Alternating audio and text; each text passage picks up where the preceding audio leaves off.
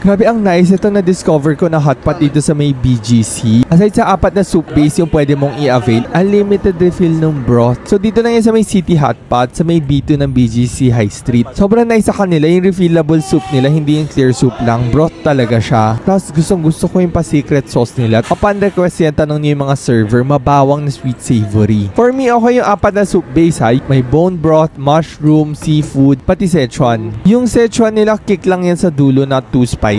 Bone broth, malasa, hindi maalat. Seafood, milky, slight saltiness lang. Tapos yung mushroom nila, grabe sagana to sa mushroom. Hahaba buhay mo. Yung set na kinuha namin, so may wagyu yun, ang sarap, ang lambot. Tapos yung beef brisket niya may 2 plato. Ang galing kasi umuusok pa. Tapos yung assorted balls nila, may cheese ball, lobster ball, at saka yung beef ball. Ang nice sa set nito, quality na yung meat niya, tapos may seafood pa siya. Sa seafood platter, meron yung shrimp, tahong, tapos yung fish, tapos meron din siyang scallops. Yung shrimp dumplings nila, eto, ang fresh ng lasa. Sa may side buffet naman nila, no, sulit din yung pakropek nila ha. Available lang pala yung set nila during weekdays. Pag weekend pala, puro a la carte na yung benta nila. So by order talaga kung anong gusto nyo ihalo sa hotpot nyo. And then yung matcha ice cream nila, ito, oh my god, ang sarap. Sobrang refreshing. Tas lasang-lasa mo talaga yung matcha taste niya. For drinks, okay naman, very refreshing. Pero pina-favorite ko dito, ito mango watermelon.